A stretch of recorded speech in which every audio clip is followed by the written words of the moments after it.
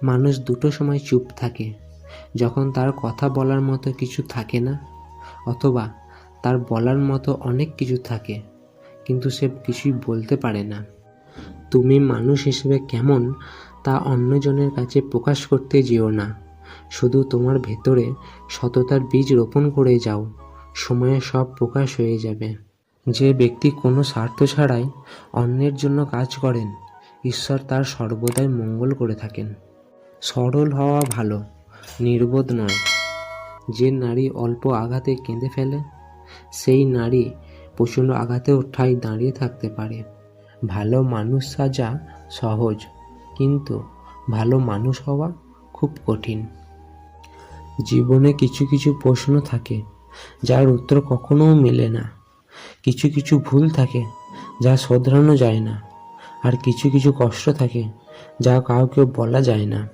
কোনো কিছু হারিয়ে গেলে ভেঙে পড়ো না, যা হারিয়ে যায় তার চেয়ে উত্তম কিছু ফিরে আসে। ব্যর্থতা থেকে জন্ম হয় সফলতা, আর প্রতিটি আঘাত থেকে জন্ম হয় অভিজ্ঞতা। মৃত্যু ছাড়া মানুষের একান্ত নিজের কিছুই নেই। জীবন অন্যরা ভাগ করে নেয় খুব প্রকাশ্যেই।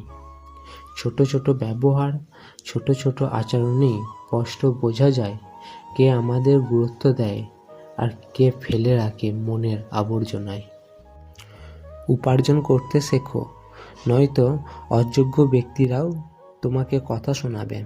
যতদিন তোমার মুখ বন্ধ, ততদিন তুমি সবার কাছে মিষ্টি।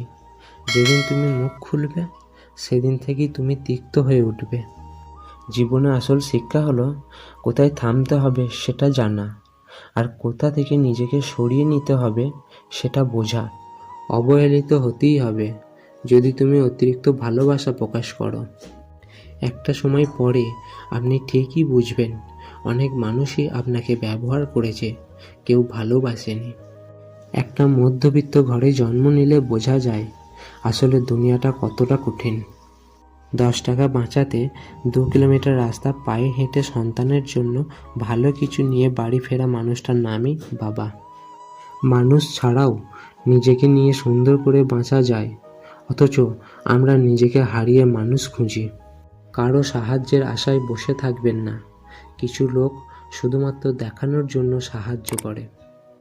জীবনটা তখনই বদলাতে শুরু করবে যখন আপনি অন্যের নেগেটিভ কথার চেয়ে নিজের পজিটিভ স্বপ্নকে বেশি গুরুত্ব দেবেন। শান্ত সমুদ্র থেকে কখনো দক্ষ নাবিক তৈরি হয় না। কারো সম্পর্কে কিছু বলার আগে সত্যি জানার চেষ্টা করুন, কারণ অনুমান করে বলা কথা সবসময় সত্যি নাও হতে পারে।